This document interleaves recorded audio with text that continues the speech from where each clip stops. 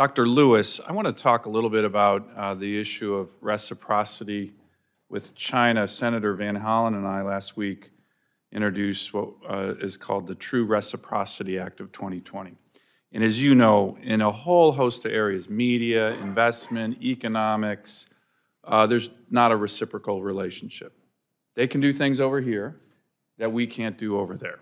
And as you also know, Huawei, I mean, let's face it, I read the intel. They're clearly ultimately controlled by the Communist Party of China. Whoever says that's not the case doesn't know what they're talking about, and clearly subsidized. But let me give you something that I find very disturbing that relates to reciprocity, or the lack thereof, and I'm wondering how we can address it. Huawei has recently begun to file patent infringement lawsuits in the U.S. against its perceived or actual U.S. competitors, U.S. companies. So specifically, they've filed a $1 billion patent infringement case against Verizon, claiming over $1 billion in damages. Could Verizon go to a Beijing court and file a patent infringement lawsuit against Huawei? I mean, everybody's laughing. What's the answer? And would they be treated fairly if they could? You can say no. I mean, I think I want to get to a broader point. That's a quick answer, no. Okay. Hell no? Okay. Okay, but it's actually a really important question because in my view, they're using the openness of the U.S. society and our courts, which are independent, theirs aren't, to actually as a weapon against us. So I'm just wondering, not just for you, but the rest of the panelists, the bill that Senator Van Hollen and I tries to say, essentially, if we can't do it there, you shouldn't be able to do it here. It is a broad category. But should we look at, for example, maybe limiting discovery?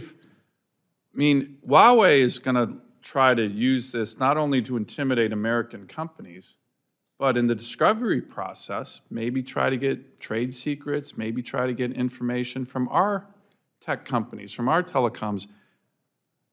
How should we be trying to address this? Because to me, this is a really big problem.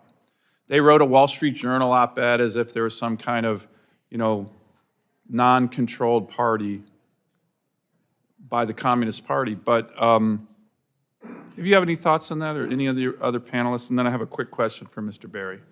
Let me start first, Senator, and thank you, because this is a crucial issue. Every time I open the Washington Post or last week The Economist and see an insert from China Daily, I feel like we are definitely being taken advantage of, because the Times or even The Economist could not do that in China. So that's one of my elements of and Senator Van Hollen's bills on the media side, Yeah. right? Which essentially says, we can't go do that in China. Heck, you walk out of the Senate, you do a vote, you have a Chinese journalist sticking a mic in your face. Can our journalists stick mics in Xi Jinping's face? I don't think so. This has been a long struggle over Chinese espionage, and one of the things we've discovered is that if you close one door, our opponent will look to find another. And unfortunately, I believe they use patents and the discovery associated with patent cases as a new venue for espionage. And do you think it's threatening to the competitiveness of American companies to have to open up to broad-based discovery when there's no way they would allow us to do it in China? I've only interviewed a few technology companies, but all of them would agree with you that it's very damaging. Well, I will ask the other witnesses if you have a view on that and you want to submit it for the record, please do. I think it's a really important issue and it's a loophole. Very quickly, I just wanted to ask Mr. Berry, I was part of the co-sponsorship of the chairman's leadership on the RIP and Replace bill, and can you speak to some of the other challenges dealing with mostly rural and extremely rural and remote carriers that Congress or the FCC can undertake as we are looking to implement the legislation that the chairman led and we recently enacted in the Congress? Thank you, Senator. Yes, we mentioned a little, flexibility is going to be the key to whether or not we get this done in a rational, reasonable way. In rural America, these carriers are literally operating on a shoestring, and trying to keep connectivity while you literally restructure your entire network is going to require a lot of flexibility. The FCC, the last order they did on USF, essentially Mobility One, there was some concern on whether or not there was authority in there to be able to maintain your network while you're transitioning.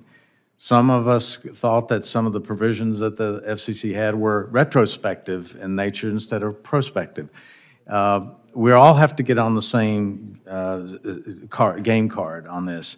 If we're going to maintain a networks and provide services, especially in Alaska, it's so difficult in many areas, you're going to have to get a little flexibility to continue to maintain that network as you transition out. So prioritization of how you do it, and I think we're going to, just because a generator goes out on the network doesn't mean that it's a Huawei product. Yes, that generator may actually allow that network to operate, that may have some Huawei goods and product in it, but that's not the reason you're maintaining the network. And so I think it's going to take a lot of cooperative effort, and the rural areas are going to be one of the most difficult to deal with. Thank you. Mr. Chairman, I know that I'm the last witness. Can I just, Actually, we have Senator Scott here. oh, I'm sorry, Senator Scott. I did not, I'm not going to even finish my sentence then. I was going to ask for I'll just have the witnesses, if you can submit additional comments on my earlier question about the lack of reciprocity and the danger. They're going to be given an opportunity to say that aloud, yeah, when I take my second round. Oh, well, maybe I'll hang out for that then.